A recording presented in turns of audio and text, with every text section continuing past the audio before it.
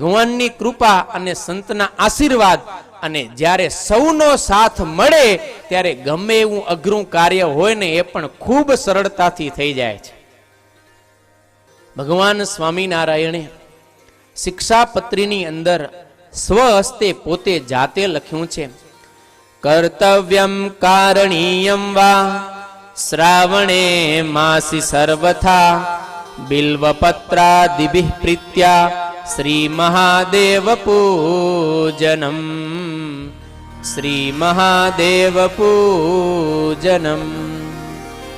ભગવાન સ્વામિનારાયણ કહે કે અમારા આશ્રિત ભક્તજનોએ શ્રાવણ માસને વિશે અતિશય પ્રીતિપૂર્વક મહાદેવજીનું બિલ્વપત્રાદિક વડે પૂજન કરવું.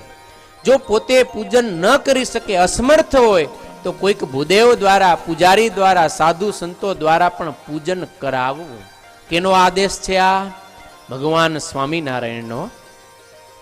વળી ભગવાન સ્વામિનારાયણે આ રામાયણની કથાનું શ્રવણ કર્યું છે.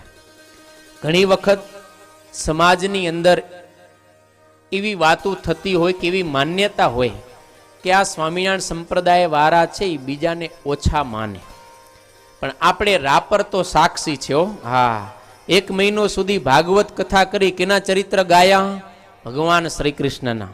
અને હવે ભગવાન રામના આપણે 9 દિવસ સુધી ચરિત્ર ગાવાના છે. અને કોણ ગાશે? આ સ્વામિનારાયણના સાધુઓ. માટે ક્યારે કોઈ મનમાં એવો ભાવ ન લાવતા કે આ સ્વામિનારાયણના સાધુ એ સ્વામિનારાયણ સિવાય કોઈને માનતા નથી.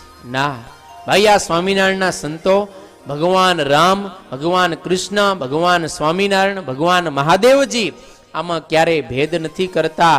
સૌ કોઈને આદર સત્કાર અને એને આ યોગ્ય સ્થાને પૂજનીય માને છે.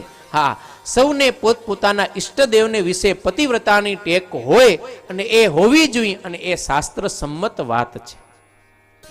માટે ભગવાન સ્વામિનારાયણે 7 મહિના સુધી રામચરિત માનસની કથા સાંભળી. કેટલા મહિના સુધી? 7 મહિનાઓ.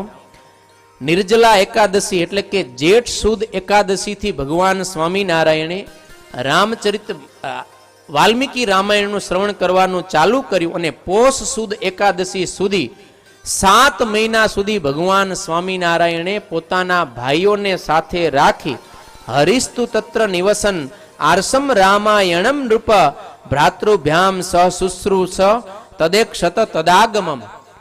જ્યારે ધર્મકુળ વરતાલની એટલે કે દ્વારકાની યાત્રા કરવા માટે ગયું, દ્વારિકાની યાત્રા કરીને ધર્મકુળ પાછું આવ્યું, ત્યારે ભગવાન સ્વામિનારાયણે 7 મહિના સુધી કન્ટિન્યુ વાલ્મીકી રામાયણની કથાનું શ્રવણ કર્યું.